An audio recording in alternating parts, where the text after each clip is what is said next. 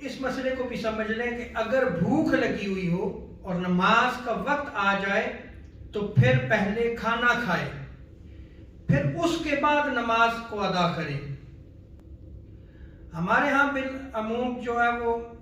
نماز مغرب جب رمضان مبارک ہوتا ہے تو اس میں ٹائمنگ بہت تھوڑی رکھی جاتی ہے، حالانکہ سارا دن روزہ رکھا ہوا ہوتا ہے،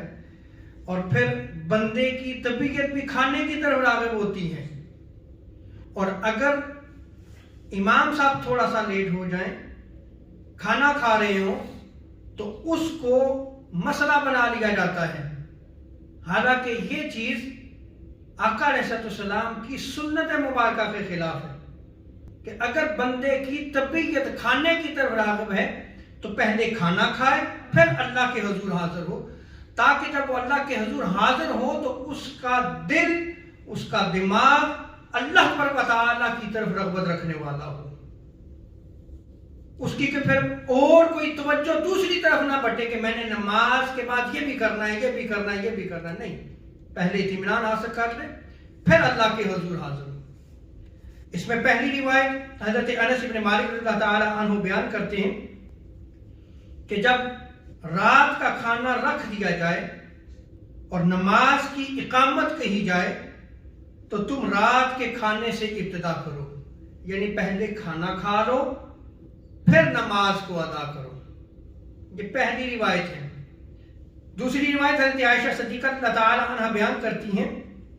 کہ آقا علیہ السلام نے ارشاد فرمایا، جب نماز کی اقامت کہی جائے اور رات کا کھانا حاضر ہو، رات کا کھانا رکھ دیا گیا ہے اور اقامت نماز کی کہی جا رہی ہو، تو تم پہلے کھانا کھا لو پھر نماز ادا کرو۔ اور حضرت ابن عمر رضی اللہ تعالی عنہما وہ روایت کو نقل کرتے ہیں کہ ایک مرتبہ وہ رات کا کھانا کھا رہے تھے